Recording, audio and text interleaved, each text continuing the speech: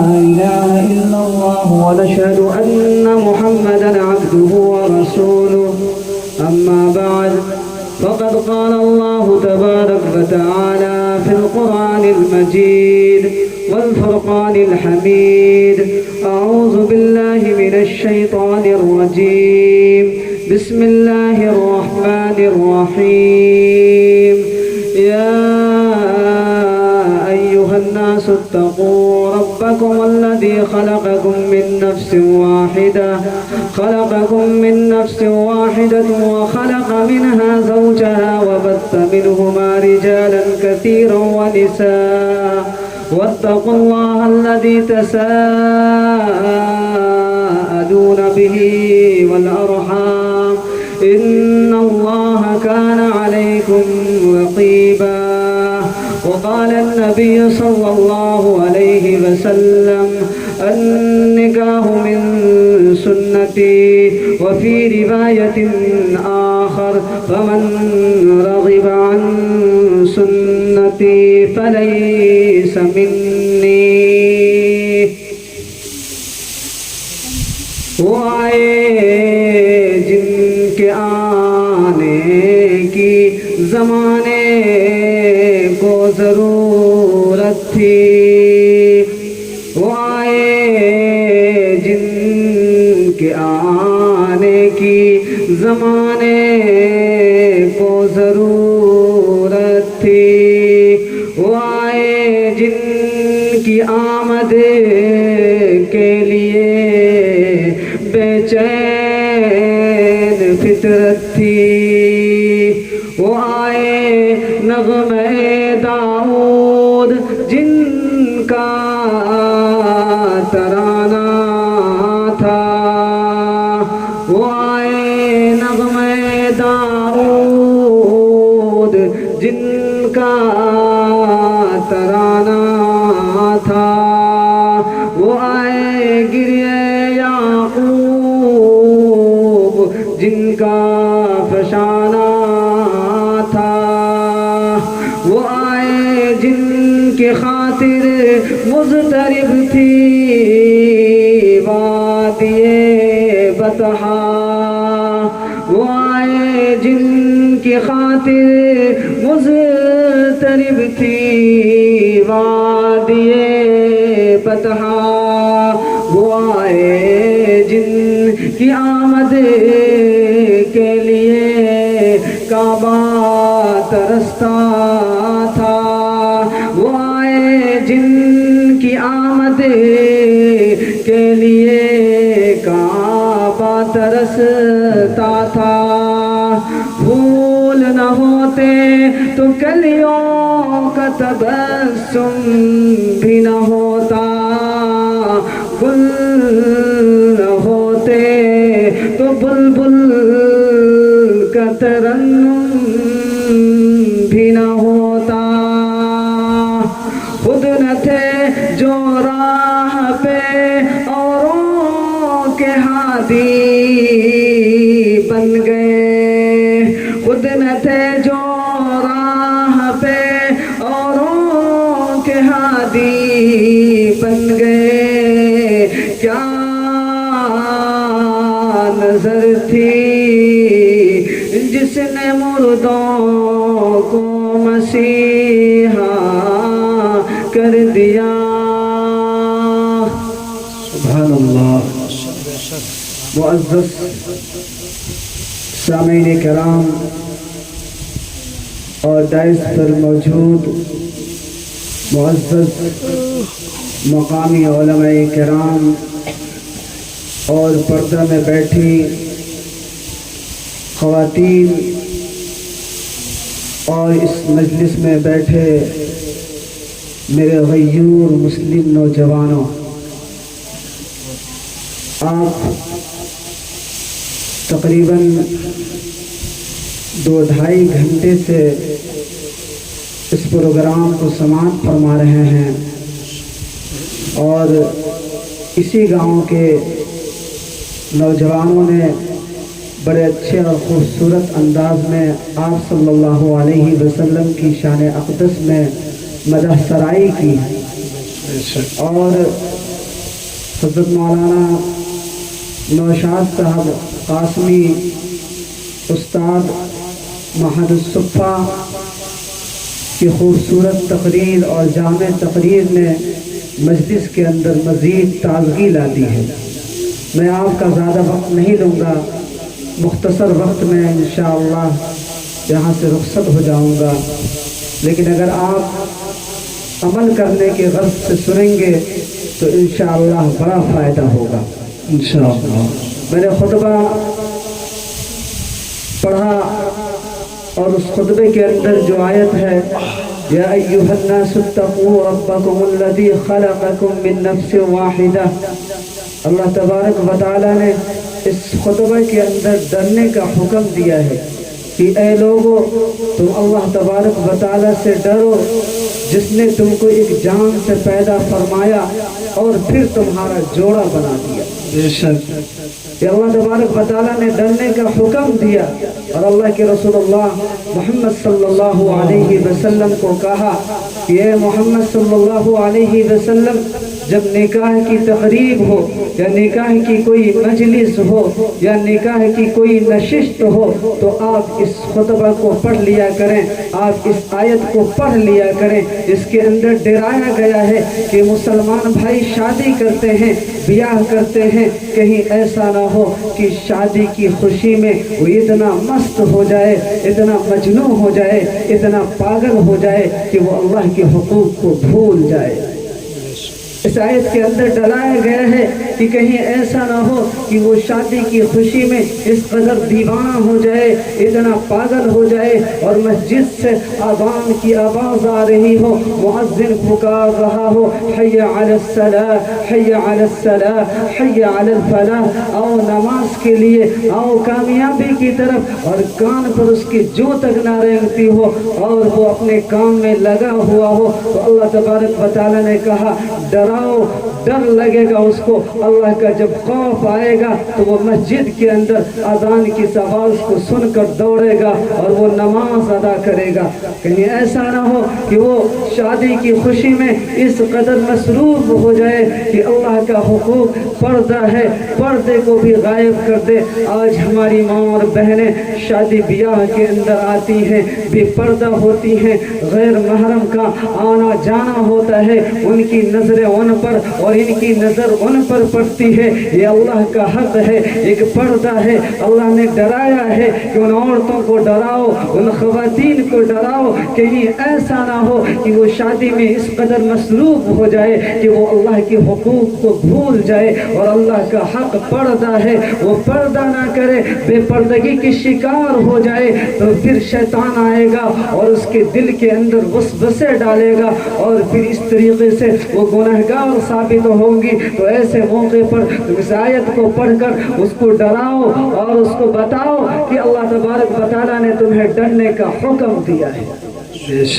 اسی نکاح کے مجلس میں اللہ تبارک و تعالیٰ نے کہا اللہ کے رسول سے اے محمد صلی اللہ علیہ وسلم اس آیت کو پڑھ کر آپ لوگوں کو ڈرائیے کہ وہ اللہ کے حقوق کو بھی ادا نہیں کرتے ہیں اور بندوں کے حقوق کو بھی پامال کرتے ہیں۔ ماں روٹھ جاتی ہے اور باپ روٹھ جاتا ہے، دوستوں کو منا لیتے ہیں، پڑوسیوں کو منا لیتے ہیں، لیکن شادی بیاہ کے موقع سے ہم روٹھی ماں کو نہیں منا پاتے، ہم روٹھے باپ کو نہیں منا پاتے۔ ہم دوستوں کو تو منا لیتے ہیں، دوستوں کو تو قریب کر لیتے ہیں اور دوستوں کا تو خوب استقبال کر لیتے ہیں، لیکن باپ کے ساتھ ہم بدتمیزی کرتے ہیں، باپ کو ہم اپنے گھر سے دور کر دیتے ہیں۔ او مسلمانوں، اپنے بچوں اپنے گھر والوں کو سمجھاؤ اور ڈراؤ کہ کہیں ایسا نہ ہو کہ وہ شادی کی خوشی میں اس قدر وہ مصروف ہو جائے کہ وہ اپنے والدین کے حقوق کو بھول جائے، وہ اپنے ماں کو بھول جائے، وہ اپنے باپ کو بھول جائے۔ یہ باپ اللہ کی عظیم نعمت ہے، یہ ماں اللہ کی عظیم نعمت ہے، جس جنت کے لیے انسان در در بھٹکتا رہتا ہے، جس جنت کے لیے ہم نماز پڑھتے ہیں، جس جنت کو حاصل کرنے کے لیے ہم روزہ رکھتے ہیں، جس جنت کو حاصل کرنے کے لیے ہم سبحان اللہ اور الحمدللہ کا ورد کرتے ہیں، جس جنت کو حاصل کرنے کے لیے ہم زکوٰۃ دیتے ہیں، جس جنت کو حاصل کرنے करने के लिए हम हज करते हैं, जिस जन्नत को हासिल करने के लिए हम सदका खैरात करते हैं, जिस जन्नत को हासिल करने के लिए हम इबादत करते हैं, जिस जन्नत को हासिल करने के लिए हम नमाज में दुआओं में अल्लाह ताला से जन्नत मांगते हैं, अल्लाह तबारक व तआला ने उसी जन्नत को माँ के कदमों के अंदर डाल दिया और कहा कि तुम माँ की खिदमत करो, बाप की खिदमत करो। क्यों? इसलिए कि माँ के कदमों के नीचे जन्नत है। अल्लाह तबारक व तआला ने माँ के कदमों के नीचे जन्नत को ला कर रख दिया है, और जो माँ की खिदमत करेगा, बाप की खिदमत करेगा, वो जन्नत का मुस्तहिक होगा। जो जन्नत नमाज के जरिए मिलती थी, जो जन्नत हज के जरिए मिलती है, जो जन्नत ज़कात के जरिए मिलती है, जो जन्नत तस्बीहात के जरिए मिलती है, अल्लाह तबारक व तआला ने उसी जन्नत को माँ के कदमों के अंदर रख दिया और कहा कि माँ अगर नाराज है तो खुदा नाराज है, माँ अगर रजा है, राजी है, तो खुदा भी राजी है। अगर खुदा माँ नाराज हो गई तो हमारा खुदा नाराज हो जाएगा। तो ओ मुसलमानों, शादी के वक्त जिस तरीके से आप अपने दोस्तों को मना लेते हो, अपने दोस्तों का इस्तकबाल करते हो, अपने पड़ोसियों को मनाते हो, अपने रूठे हुए चचा को मना लेते हो, अपने रूठे हुए मामू को मना लेते हो, अपने रूठे हुए दोस्त को मना लेते हो, ऐसे ही तुम अपनी रूठी हुई माँ को भी मनाओ, अपने बाप को भी मनाओ, उनकी इज्जत करो, उनका इकराम करो, उनकी ताज़ीम करो। ताज़ीम करोगे तो उनके कदम के नीचे जन्नत है। दुनिया में भी तुम्हें जन्नत मिलेगी और आखिरत में भी इंशाअल्लाह तुम्हें जन्नत मिलेगी। सुभान अल्लाह, माशाअल्लाह। ओ मुसलमान भाइयों, आज हमारे क्या हालात हैं, आज हमारा मुआशरा किस कदर तबाही के दहाने पर जा रहा है, हम किस तरीके से तबाही के दहाने पर खड़े हैं। हमारे मुआशरे के अंदर, शादी ब्याह के अंदर नए नए रिवाज वजूद में आते जा रहे हैं और कभी रस्म आ रही है हमारे शादी ब्याह में, और जितने रसूमात हैं वो मुसलमान भाइयों, ये हमारे शरीयत के अंदर नहीं बल्कि ये रसूमात हमने गैरों से लिया है। ये हल्दी का रस्म हो या गीत का रस्म हो या जो भी कबीह रस्म हो, बाराती के मौके से हम पटाखे छोड़ते हैं, हुल्लड़बाजियां करते हैं, और बाराती के मौके से हम इस कदर से खाने पर टूट पड़ते हैं। वो गरीब बाप कितनी मेहनत से और कितनी मुशक्कत से और तिनका तिनका जमा करके वो जहेज का सामान तैयार करता है, वो तिनका तिनका जमा करके आपके लिए खाने का सामान तैयार करता है, और आपकी फरमाइशें बढ़ जाती है कि हमें मटन चाहिए, हमें चिकन चाहिए, हमें मुख्तलिफ किस्म के अनवाए अक़साम के खाने चाहिए, नाश्ते में हमें ये चाहिए। अगर नाश्ते में कमी रह जाती है, खाने में किसी तरीके की कमी रह जाती है, हम वावेला मचाते हैं, हम शोर मचाते हैं, हम लड़की वालों को डांटते हैं, गांव वालों को डपटते हैं कि आपने ऐसा इंतजाम किया, आपने हमारे बाराती जो हमारे मेहमान आए हुए हैं, आपने उनकी इज्जत के साथ खिलवाड़ किया है। ये एक बड़ा लम्हे फिक्रिया है मुसलमानों, हमें अफसोस आनी चाहिए। एक गरीब बाप जिसने तिनका तिनका जमा करके बारातियों के लिए, मेहमान के लिए अच्छे किस्म का खाना तैयार किया, और हम वहाँ जाते हैं, डिक्टेटरशिप जमाते हैं, और वहाँ जाकर हम मुख्तलिफ किस्म की बातें करते हैं, इख्तिलाफी बातें करते हैं, उन्हें हम गालियाँ देते हैं। कितने अफसोस का मकाम है जिसका शरीयत के अंदर कोई वजूद नहीं, हमने उसको एक नई चीज़ शरीयत के अंदर पैदा कर दिया, हमने बिदअत वाला काम किया, हमने गलत रस्म को हमने वजूद में लाया। यकीन जानिए इसका गुनाह क़यामत तक आपको मिलता रहेगा। अगर शरीयत के अंदर कोई नई चीज़ को ईजाद करता है तो यकीन जानिए अगर वो नई चीज़ मुआशरे के लिए नासूर है तो ईजाद करने वाला क़यामत तक उसका गुनाह भुगतता रहेगा, और दुनिया के अंदर भी उसे गुनाह मिलेगा, और कल क़यामत के अंदर भी इसका बदला उससे लिया जाएगा। ये एक लम्हा फिक्रिया है मुसलमान भाइयों, एक बहुत बड़ा लम्हा फिक्रिया है। आज हम अपने घर के हालात को देखें, आज हम अपने मुआशरे के हालात को देखें कि हमारा मुआशरा किस कदर तबाही के दहाने पर गया है। आज हुकूमत बेटी बचाओ और बेटी पढ़ाओ का नारा लगाती है, ओ मुसलमान भाइयों, ये हुकूमत का दिया हुआ नारा नहीं है।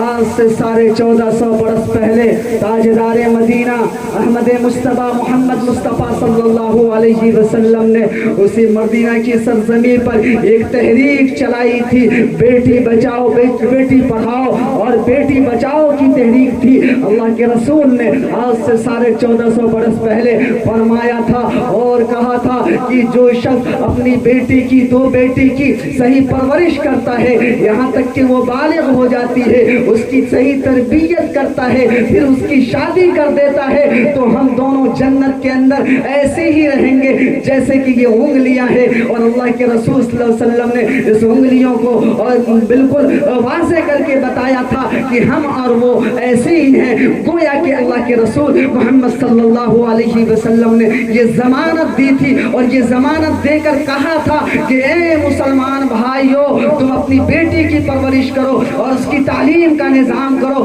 उसकी सही तरीके से तरबियत करो और फिर जब वो बड़ी हो जाए, बालिग हो जाए, तो उसका निकाह कर दो, तो मैं तुम्हें जन्नत की ज़मानत देता हूँ। ये अल्लाह के रसूल की एक तहरीक थी जो हमारे मुल्क में इस वक्त मोदी जी और योगी जी चला रहे हैं, इस मुल्क के हाकिम वक्त चला रहे हैं और हर जगह ये तहरीक चल रही है, बेटी पढ़ाओ और बेटी बचाओ। अल्लाह के रसूल ने आज से 1450 बरस पहले उसी मदीना की सरजमी पर ऐलान किया था और कहा था, हज़रत सुराका बिन जोसम रज़ी अल्लाह तआला अन्हु से कहा था, ये सुराका मैं तुम्हें एक बेहतरीन सदका ना बता दूं? तो हज़रत सुराका ने कहा था, या रसूल अल्लाह आप बताइए बड़ी मेहरबानी होगी। तो अल्लाह के रसूल ने फरमाया था कि ए सुराका, तुम्हारी वो बेटी जिसको तलाक दे दी गई हो और वो घर से उजड़ गई हो और वो उजड़ने के बाद तुम्हारे घर के अंदर आ गई हो और उसका कोई सहारा ना हो, उसे कोई खिलाने पिलाने वाला ना हो, ए सुराका अगर तुम उसकी परवरिश करते हो, ए सुराका तुम अगर उसकी खिदमत करते हो, ये सबसे बड़ा सदका है। उसकी खिदमत को अल्लाह के रसूल ने सबसे बड़ा सदका करार दिया था और आज से 1450 बरस पहले इसी तहरीक को बेटी बचाओ और बेटी बचाओ की तहरीक चलाई थी जो आज तक जिंदा है और कयामत तक जिंदा रहेगी। अगर हमसे अल्लाह काम नहीं लेगा तो यकीन जानिए गैरों से अल्लाह काम लेकर दिखा देगा मेरे भाई। बेशक एक लम्हा फिक्रिया है मेरे भाइयों, आज हमारी बहनें इर्तिदाद का शिकार हो रही हैं, आज बड़ी तादाद में हमारी बहनें मुर्तद हो रही हैं। इसकी एक बड़ी वजह क्या है मेरे भाइयों? तालीम से दूरी है। जैसे जैसे हमारी बच्चियों के अंदर तालीमी फुकदान हो रहा है, तालीमी एतबार से वो पीछे जा रही हैं, वो अपने दीन को बदल रही हैं, वो मुर्तद हो रही हैं, वो गैरों के साथ भाग रही हैं, गैरों के हाथ में हाथ डालकर वो महकशों के अंदर घूम रही है, सौकशों के अंदर घूम रही है, पार्कों के अंदर घूम रही है, मॉल के अंदर मस्तियां कर रही हैं और वो अपने माँ बाप की इज्जत को नीलाम कर रही है। मेरे भाइयों, ज़माने जाहिलियत में क्या था? औरतों के साथ नारवा सलूक किया जाता था, औरतों को कोई जानता ना था, बल्कि औरतों के साथ जानवर वाला सलूक किया जाता था।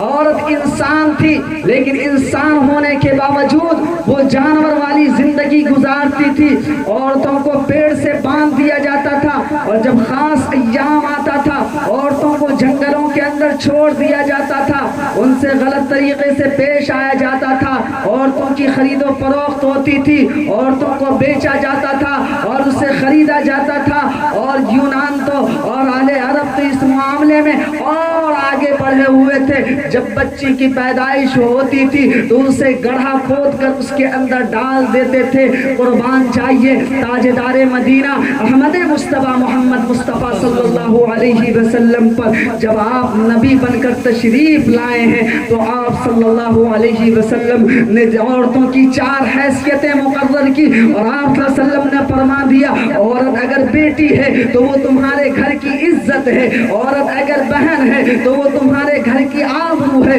औरत अगर बीवी है तो नानो नफका तुम्हारे ऊपर वाजिब है, अगर औरत माँ है तो उसके कदम के नीचे जन्नत है। कुर्बान चाहिए ताजदार مدینہ احمد مصطفیٰ محمد مصطفیٰ صلی اللہ علیہ وسلم پر کہ آج سے 1450 برس پہلے عورتوں کے حقوق کو متعین کیا اور وہ مقام دیا، وہ عزت دی، وہ اکرام کیا کہ آج پوری دنیا کے اندر عورتوں کا ایک مقام ہے، اور یہ مقام دلانے والے کوئی دوسرے لوگ نہیں ہیں۔ زمانے جاہلیت کے اندر بڑے بڑے چودھری تھے، وہ چودھری عورتوں کو کوئی مقام نہ دے سکا، لیکن اللہ کے رسول نے عورتوں کو وہ مقام دیا، اللہ کے رسول نے عورتوں کو وہ عزت دی، اللہ کے رسول نے عورتوں کا وہ مرتبہ بنایا کہ آج دوسرے لوگ بھی عورت کے مقام اور مرتبے کو سمجھتے ہیں اور عورت کے حقوق کو سمجھتے ہیں اور عورتوں کے حقوق کے لیے لڑائیاں کرتی ہیں کہ عورتوں کو بھی وہ مراعات ملنی چاہیے جو مردوں کو مراعات مل رہی ہے۔ میرے بھائیوں، تو یہ اللہ کے رسول صلی اللہ علیہ وسلم کا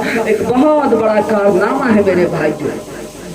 آج ہم اپنے معاشرہ کا جائزہ لیں کہ ہمارے معاشرے کے اندر دینی تعلیم کا کتنا بڑا فقدان ہے۔ آج ہم اپنے بچوں کو انگریزی پڑھنے والا انسان بنا دیتے ہیں، آج ہم اپنے بچوں کو 10,000 روپیہ کمانے والا انسان بنا دیتے ہیں، آج ہم اپنے بچوں کو 10,000 کا جوتا پہننے والا انسان بنا دیتے ہیں، آج ہم اپنے بچوں کو 10,000 کی گھڑی پہننے والا انسان بنا دیتے ہیں، آج ہم اپنے بچوں کو 10 لاکھ کی گاڑی پر سوار ہونے والا انسان بنا دیتے ہیں، آج ہم اپنے بچوں کو جہاز پر چڑھنے والا انسان تو بنا دیتے ہیں، لیکن ہم انہیں انسانیت نہیں سکھاتے، ہم انہیں انسانیت نہیں سکھاتے، ہم انہیں انسانیت نہیں بتاتے۔ یقین جانیے میرے بھائیوں، آپ اپنے بچوں کے اندر جب تک دینی بیداری مہم نہیں چلائیے گا، آپ اپنے بچوں کے اندر جب تک دینی بیداری مہم نہیں چلائیے گا، انہیں صحابہ کے قول سے نہیں ڈرائیے گا، اللہ کے احکام سے نہیں ڈرائیے گا،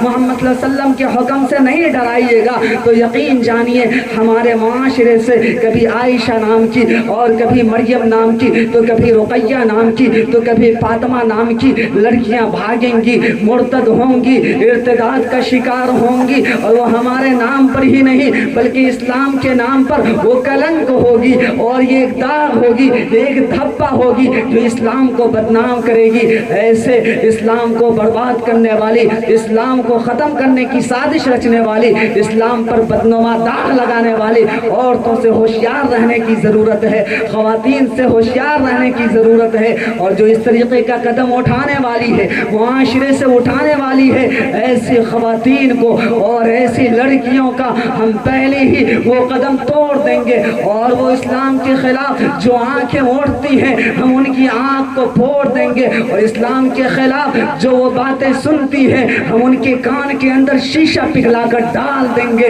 یہ اللہ کے رسول کا قول ہے، اور اللہ کے رسول نے ایک حقوق دیا تھا، جو مقام دیا تھا، اور کہا تھا کہ جو کسی عورت کو، جو کسی خواتین کو بری نگاہ سے دیکھے گا اس کے کان میں، اس کی آنکھ میں شیشہ پگھلا کر ڈال دیا جائے گا۔ اے میرے بھائیوں، ایسے معاشرے سے ایسے لوگوں کو ختم کرنے کی ضرورت ہے، ایسے لوگوں کو سمجھانے اور بجھانے کی ضرورت ہے، تب ہمارا معاشرہ جنت کا ایک گہوارہ بنے گا۔ آپ کو معلوم ہے حضرت فاطمہ رضی اللہ تعالی عنہا کی بھی شادی ہوئی تھی، حضرت زینب رضی اللہ تعالی عنہا کی بھی شادی ہوئی تھی، اور کتنی سادگی کے ساتھ شادی ہوئی تھی۔ آج ہماری شادی تو بالکل بربادی ہوتی ہے، اور جب ہماری شادی کے اندر ایسی ایسی رنگینیاں اور ایسے ایسے کھیل کھیلے جاتے ہیں اور ایسے ایسے رنگیلے گانے بجائے جاتے ہیں، جو انسان اگر سلیم الطبع انسان ہو تو وہ الٹی کر دے۔ آج ہمارے معاشرے کا یہ المیہ ہے میرے بھائیوں۔ آپ کو پتہ ہے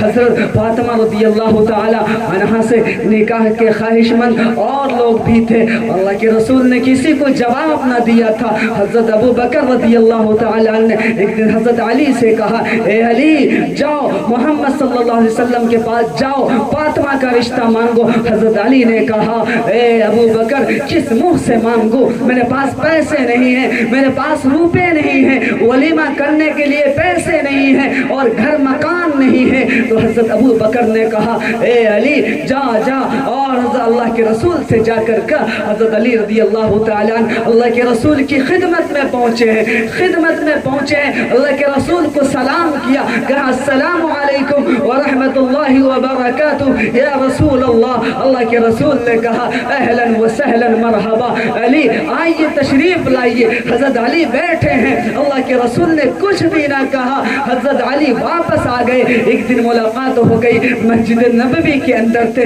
ابو بکر سے ملاقات ہوئی. تو ابو بکر نے کہا اے علی بتا تو صحیح اللہ کے رسول نے کیا جواب دیا. تو حضرت علی کہنے لگے میں گیا, ملاقات کی, سلام کیا, اور اللہ کے رسول نے کہا اے علی تشریف لائیے, اہلا وسہلا مرحبا, تشریف رکھیے, آپ کا استقبال ہے. اور اس کے بعد اللہ کے رسول نے کچھ بھی نہ کہا. تو حضرت ابو بکر صدیق رضی اللہ تعالی عنہ نے کہا اے علی تیرا رشتہ پکا ہو چکا ہے, میں رازدار نبوت ہوں, میں جان گیا اللہ کے رسول کے رازدار, میں رازدار ہوں, اللہ کے رسول کے راز کو میں جان گیا ہوں, میں کہتا ہوں تم کو تمہارا رشتہ پکا ہو چکا ہے. حضرت علی کہتے ہیں ایک دن گزر گیا, 2 دن گزر گیا, 3 دن گزر گئے, اللہ کے رسول نے کچھ بھی نہ کہا. ایک دن اللہ کے رسول نے بلایا اور کہا اے علی بتا فاطمہ سے تیری شادی ہونے والی ہے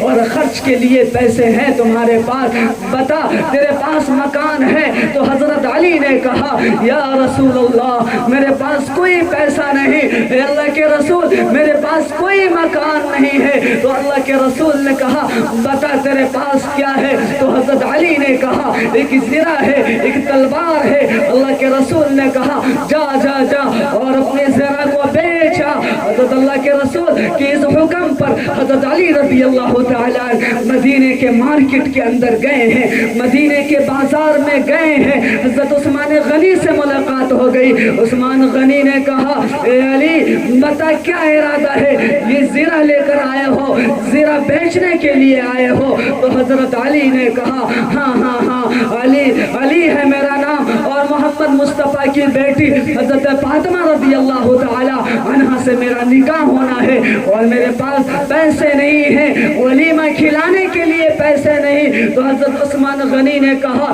اے علی بتا اس زرہ کی کتنی قیمت ہے. تو حضرت علی نے کہا 450 درہم, 450 درہم. تو حضرت عثمان غنی حضرت علی رضی اللہ تعالی عنہ کو وہ 450 درہم دیے اور زرہ لے لی. اور علی جب واپس جانے لگے تو حضرت عثمان غنی وہ زرہ بھی واپس کر دی. تو علی کہنے لگے کہ اے عثمان غنی آپ نے زرہ خریدی ہے, یہ واپس کیوں کرتے ہو. تو عثمان غنی کہتے ہیں اے علی جا جا جا جا, آج تیرا نکاح فاطمہ سے ہوگا اور خرچ جو ہوگا وہ عثمان غنی دے گا. سبحان اللہ ماشاء علی رضی اللہ تعالی عنہ زرہ بیچ دیتے ہیں اور وہ زرہ پھر واپس مل جاتی ہے. اللہ کے رسول کی خدمت میں آتے ہیں, اللہ کے رسول سے کہتے ہیں اے اللہ کے رسول صلی اللہ علیہ وسلم زرہ بک گئی, 450 درہم بھی آیا. اللہ کے رسول نے حضرت بلال سے کہا تاریخ متعین ہوئی, تاریخ طے ہو گئی, اور تاریخ یہ طے ہوئی کہ 10 صفر المظفر اور جمعرات کا دن ہے. 10 صفر المظفر کی تاریخ یعنی عربی تاریخ 10 صفر المظفر ہے, جمعرات کا دن ہے. اللہ کے رسول نے صحابہ سے کہا, حضرت بلال سے کہا اے بلال جاؤ مدینہ کی گلیوں کے اندر جا کر اعلان کر دو, صحابہ سے جا کر کہہ دو جاؤ جاؤ, عبد الرحمن سے کہہ دو جاؤ جاؤ, عبداللہ ابن جراح سے کہہ دو جاؤ جاؤ, حضرت ابو ہریرہ سے کہہ دو, جتنے صحابہ ہیں تمام صحابہ کو یہ اعلان کر دو کہ محمد صلی اللہ علیہ وسلم کی لاڈلی بیٹی, محمد صلی اللہ علیہ وسلم کی پیاری بیٹی, محمد صلی اللہ علیہ وسلم کی چہیتی بیٹی حضرت فاطمہ رضی اللہ تعالی عنہا کا نکاح حضرت علی رضی اللہ تعالی عنہ سے ہو رہا ہے. تمام صحابہ مسجد کے اندر تشریف لے آئے, تمام کے تمام صحابہ مسجد کے اندر تشریف لے گئے. حضرت ابو بکر موجود تھے, حضرت عمر موجود تھے, حضرت عبد الرحمن بن عوف موجود تھے, حضرت ابو ہریرہ موجود تھے, حضرت عبداللہ بن جراح موجود تھے. تمام تمام کے تمام صحابہ کرام وہاں موجود تھے. حضرت علی بھی موجود ہیں. اللہ کے رسول محمد صلی اللہ علیہ وسلم نے نکاح فرمایا اور نکاح پڑھایا. خطبہ تھا یا ایھا الناس اتقوا ربکم الذی خلقکم من نفس واحدہ. اور خطبہ پڑھانے کے بعد اجاب قبول کیا. اور حضرت عمر موجود ہیں, حضرت ابو بکر موجود ہیں, حضرت ابو بکر گواہ بنے ہوئے ہیں, حضرت عمر گواہ موجود ہیں وہاں پر, حضرت عثمان غنی موجود ہیں, تمام کے تمام صحابہ کرام موجود ہیں. حضرت فاطمہ رضی اللہ تعالی عنہا کا نکاح ہو رہا ہے. نکاح پڑھانے والے محمد صلی اللہ علیہ وسلم ہے. نکاح پڑھانے والا بھی مبارک ہے, دلہن بھی مبارک ہے, دلہا بھی مبارک ہے, اور مہمان بھی مبارک ہے. وہاں پر جو مہمان ہیں سب کے سب مبارک ہیں. نکاح ہو گیا. اور مسلمان بھائیوں, آپ کو معلوم ہے کیا اس وقت علی رضی اللہ تعالی عنہ نے اللہ کے رسول سے ڈیمانڈ کیا تھا, کہا تھا کہ مجھے جہیز چاہیے. اگر اللہ کے رسول محمد صلی اللہ علیہ وسلم چاہتے تو اپنی بیٹی کو کئی ہزار اونٹ جہیز میں دے سکتے تھے. اگر آپ صلی اللہ علیہ وسلم چاہتے تو اپنی پیاری لاڈلی بیٹی کو کئی ہزار گھوڑے دے سکتے تھے. آپ صلی اللہ علیہ وسلم چاہتے تو اپنی پیاری لاڈلی بیٹی کو کئی سونے کا پہاڑ دے سکتے تھے. آپ صلی اللہ علیہ وسلم اگر چاہتے تو اپنی پیاری لاڈلی بیٹی کو کئی چاندی کا پہاڑ دے سکتے تھے. آپ صلی اللہ علیہ وسلم چاہتے تو اپنے بیٹی کو ہیرے جواہرات سے جڑ سکتے تھے. لیکن آپ صلی اللہ علیہ وسلم نے ایک نمونہ پیش کیا. آپ صلی اللہ علیہ وسلم نے ایک آئیڈیل دیا. آپ صلی اللہ علیہ وسلم نے ایک اسوہ دیا. آپ صلی اللہ علیہ وسلم نے یہ بتایا کہ اے لوگوں, شادی جب کیا کرو تو سادگی کے ساتھ کیا کرو. اور آپ صلی اللہ علیہ وسلم نے قیامت تک آنے والے امتیوں کو یہ پیغام دیا ہے, کہیں ایسا نہ ہو کہ اگر آج میں اپنی بیٹی کی شادی میں اور زیادہ خرچ کرتا, سونا خرچ کرتا, چاندی دیتا, گھوڑے اور ہیرے جواہرات دیتا, تو کل آنے والی میری امت غریب مر جائے گی اور وہ اپنے بیٹیوں کی شادی میں کہاں سے انتظام کرے گی. یہ آپ کا ایک پیغام تھا, یہ ایک اسوہ تھا جو قیامت تک آنے والی امت کے لیے ہے. لیکن آج ہماری شادی, ہم اس پر اپنی شادی کو دیکھیں کہ ہماری شادی کہ آپ صلی اللہ علیہ وسلم کی سنت کے مطابق بہن فاطمہ رضی اللہ تعالی عنہا کے طریقے کے مطابق ہوتی ہے. اگر ہوتی ہے تو ہم نبی کے ماننے والے ہیں, اگر نہیں ہوتی ہے تو ہم نبی سے محبت کرنے والے نہیں ہیں, ہم نبی سے بغض کرنے والے ہیں. ہمارا دعویٰ جھوٹا ہے. ہم اپنے دعوے میں کھوکھلے ہیں کہ ہم نبی سے محبت کرتے ہیں. حقیقت میں آپ بالکل جھوٹے ہیں, بلکہ آپ نبی سے بغض رکھنے والے ہیں. اگر نبی سے محبت کرنے والے ہوتے تو بہن فاطمہ کے اس طریقے کو آپ اپنی شادی میں ہرگز نہ بھولتے. ایک پیغام دیا تھا اللہ کے رسول اللہ محمد صلی اللہ علیہ وسلم نے آج 1450 برس پہلے. آپ کو معلوم ہے کہ اے مسلمان بھائیوں, جب حضرت فاطمہ بہن فاطمہ رضی اللہ تعالی عنہا کی شادی ہوئی تھی تو اس وقت جو سامان دیا گیا تھا آپ کو معلوم ہے کہ وہ کیا تھا. وہ تکیے تھے اور وہ گدے تھے جس کے اندر کھجور کی چھالیں بھری ہوئی تھی, اور وہ ایک مسالہ پیسنے والا ایک سلوٹ تھا, اور ایک دو لکڑی کے وہ برتن تھے جو آپ صلی اللہ علیہ وسلم نے اپنی بیٹی کو جاتے وقت دیا تھا. آپ کو معلوم ہے حضرت فاطمہ رضی اللہ تعالی عنہا کی رخصتی کا وقت آیا ہے اور حضرت ام سلمہ موجود ہیں, حضرت عائشہ رضی اللہ تعالی عنہا موجود ہیں. جب رخصتی کا وقت آیا مسلمان بھائیوں, ہم اور آپ جب رخصت ہوتے ہیں گانے بجانے کے ساتھ ہوتے ہیں. ہم جب رخصت ہوتے ہیں تو آگے پیچھے گانے والیاں ہوتی ہیں. جب ہم رخصت ہوتے ہیں گھر سے ہمارے سروں کے اوپر پھول برسائے جاتے ہیں. جب ہم رخصت ہوتے ہیں دلہا بابو جب گھر سے رخصت ہوتے ہیں تو طرح طرح کے گانے گائے جاتے ہیں. ان کو گودی سے اٹھا کر گاڑی پر رکھا جاتا ہے, پھر انہیں اتارا جاتا ہے, پھر انہیں بٹھایا جاتا ہے. آپ کو معلوم ہے بہن فاطمہ کی بھی رخصتی ہوئی تھی اور بہن فاطمہ کو کوئی گھوڑا گاڑی سے نہیں پہنچایا گیا تھا. بہن فاطمہ کو اونٹ پر سوار ہو کر نہیں پہنچایا گیا تھا. اگر اللہ کے رسول چاہتے تو قیمتی سے قیمتی اونٹ اور قیمتی سے قیمتی گھوڑا لا کر اپنی پیاری بیٹی کو اس گھوڑے کے اوپر جو کجاوا ہوتا ہے، اس کجاوا جو سونے سے جڑا ہوتا، چاندی سے جڑا ہوتا، ہیرے جواہرات سے جڑے ہوتے، اور بہن فاطمہ اس کے اندر بیٹھتی، تمام صحابیات کا مجمع ہوتا، آگے بھی صحابیہ ہوتی، پیچھے بھی صحابیہ ہوتی، اور پھر حضرت فاطمہ رضی اللہ تعالی عنہ اپنے گھر سے رخصت ہوتی، ان کی رخصتی ہوتی۔ آپ کو معلوم ہے بہن فاطمہ گھر سے جا رہی ہے، اللہ کے رسول صلی اللہ علیہ وسلم نے ایک ام ایمن جو خادمہ تھی آپ صلی اللہ علیہ وسلم کی والدہ ماجدہ کی، انہیں بلایا ہے اور حضرت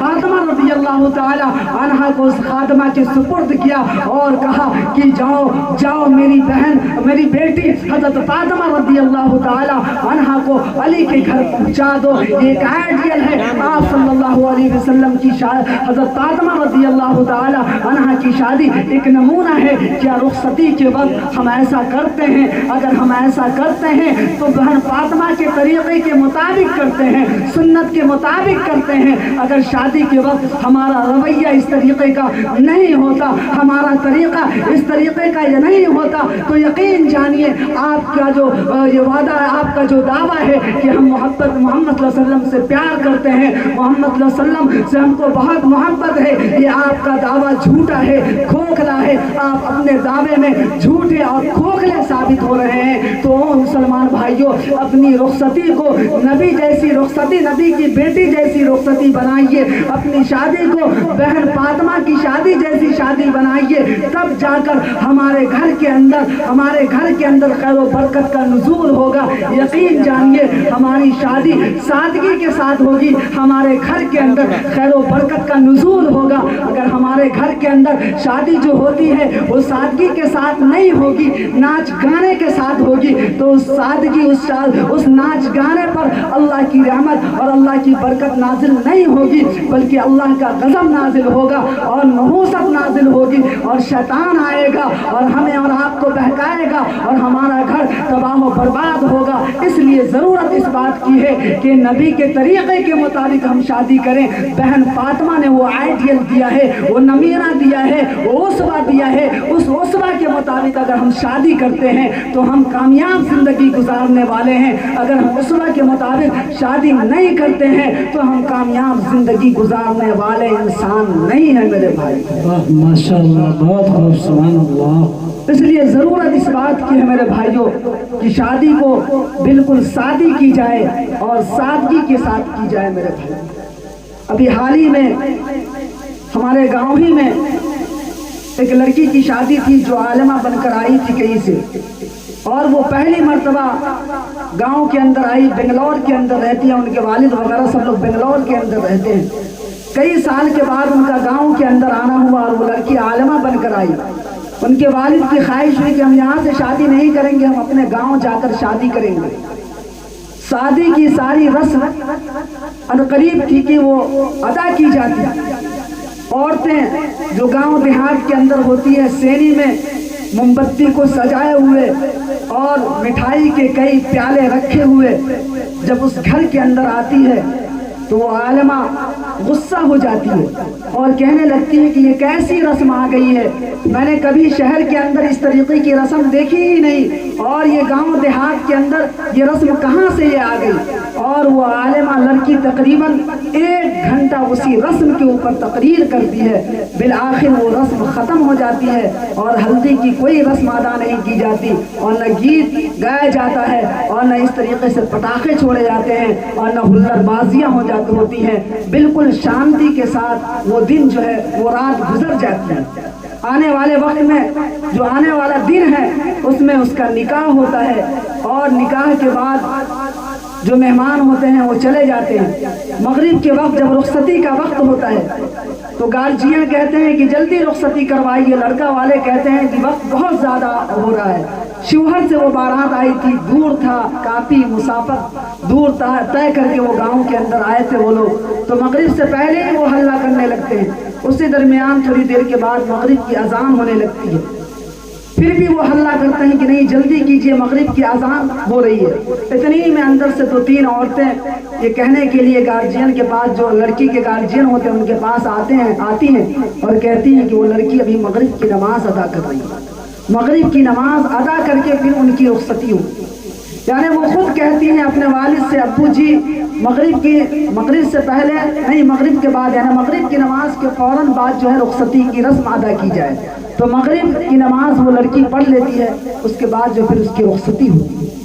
آج بھی ہمارے گاؤں کے اندر، ہمارے محلے کے اندر، شہر کے اندر، اطراف کے اندر اس طریقے کی شادیاں ہو رہی ہے، سنت کے مطابق شادیاں ہو رہی ہیں، اور وہ شادی برکت والی ہوتی ہے، اور اس شادی سے اس گھر کے اندر برکت کا نزول اور اللہ کی رحمت کا نزول ہوتا ہے۔ تو ہم سب لوگوں کے لیے بھی وہ شادی ایک آئیڈیل ہے، ایک نمونہ ہے۔ بہن فاطمہ کی شادی ایک نمونہ ہے، ایک آئیڈیل ہے۔ اس لیے مسلمان بھائیوں، ضرورت اس بات کی ہے کہ آپ شادی کریں تو نبی صلی اللہ علیہ وسلم کی سنت کے مطابق کریں۔ بہن فاطمہ کا کیا طریقہ رہا ہے، یقین جانیے جب قیامت کا منظر ہوگا اور تمام کے تمام انبیاء کرام علیہ السلام ہوں گے اور اللہ کے رسول محمد صلی اللہ علیہ وسلم کی عدالت ہوگی، اور یہ بہن فاطمہ حضرت فاطمہ رضی اللہ تعالی عنہا جب اپنے والد محمد صلی اللہ علیہ وسلم کے پاس یہ مقدمہ دائر کرے گی اور کہے گی، اے ابو جان، آپ تو امتیوں کے لیے رات بھر روتے رہے، آپ تو امتیوں کے لیے دن بھر روتے رہے، آپ تو امتیوں کے لیے بہت زیادہ فکر مند تھے، آپ تو ایسا معاملہ ہوگا کہ قیامت کا منظر ہوگا اور تمام کے تمام انبیاء کرام علیہ السلام کو اپنی فکر ہوگی، نفسی نفسی کہہ رہے ہوں گے، لیکن قربان جائیے تاجدار مدینہ احمد مصطفیٰ محمد مصطفیٰ صلی اللہ علیہ وسلم کی زبان پر امتی امتی ہوگا، یعنی آپ صلی اللہ علیہ وسلم اپنے امت کی فکر کر رہے ہوں گے۔ تو بہن فاطمہ اللہ کے رسول صلی اللہ علیہ وسلم کو جب یہ بات کہیں گی کہ آپ اپنی امت کے لیے روتے رہے، آپ اپنی امت کے لیے بلکتے رہے، آپ اپنی امت کو نجات دلانے کے لیے اللہ تبارک و تعالیٰ سے تہجد میں اپنی امت کو نجات دلانے کے لیے دعائیں کرتے رہے، آپ نماز پڑھتے رہے، لیکن آپ کی امت نے آپ کی سنت کے خلاف کیا، آپ کی امت نے شادی کو بربادی کر دیا، آپ کی امت نے ہماری جیسی شادی نہ کی، تو ہم اور آپ اللہ کے رسول محمد صلی اللہ علیہ وسلم کو کیا جواب دیں گے؟ میرے بھائیوں، کل قیامت کے دن ہم سے یہ سوال پوچھا جائے گا، اور آپ صلی اللہ علیہ وسلم کے پاس جب ہم جائیں گے اور آپ صلی اللہ علیہ وسلم ہمیں دھتکار دیں گے تو اس وقت کتنا خطرناک منظر ہوگا۔ تو ہمیں اور آپ کو نبی کی سنت پر عمل کرنی چاہیے، اور نبی کی سنت پر عمل کر کے ہی ہم دنیا کے اندر بھی کامیابی حاصل کر سکتے ہیں اور آخرت کے اندر بھی ہم کامیاب ہو سکتے ہیں۔ اس لیے ضرورت اس بات کی ہے کہ شادی کو سادگی کے ساتھ منایا جائے، اور اس کے اندر جو رسم و رواج ہے، جو بدعات ہے، جو خرافات ہے، اس کو ختم کیا جائے، جو قبیح رسم ہے اسے ختم کیا جائے۔ یقین جانیے وہ سنت جو مردہ ہو چکی ہے، اگر آپ اسے دوبارہ زندہ کریں گے تو آپ کو 100 شہید کا ثواب ملے گا۔ ہر آدمی کو چاہیے کہ ہم بھی 100 شہید کا ثواب لیں، تو 100 شہید کے ثواب کے لیے ہمیں غلط رسومات کو ختم کرنے والے پڑیں گے، اور جو سنت مردہ ہو چکی ہے اسے پھر سے زندہ کرنا پڑے گا۔ اسی چند باتوں پر میں اپنی بات کو ختم کرتا ہوں، وقت بہت زیادہ ہو گیا ہے، 12:06 ہو گئے ہیں۔ اللہ تبارک و تعالیٰ سے دعا ہے کہ اللہ تبارک و تعالیٰ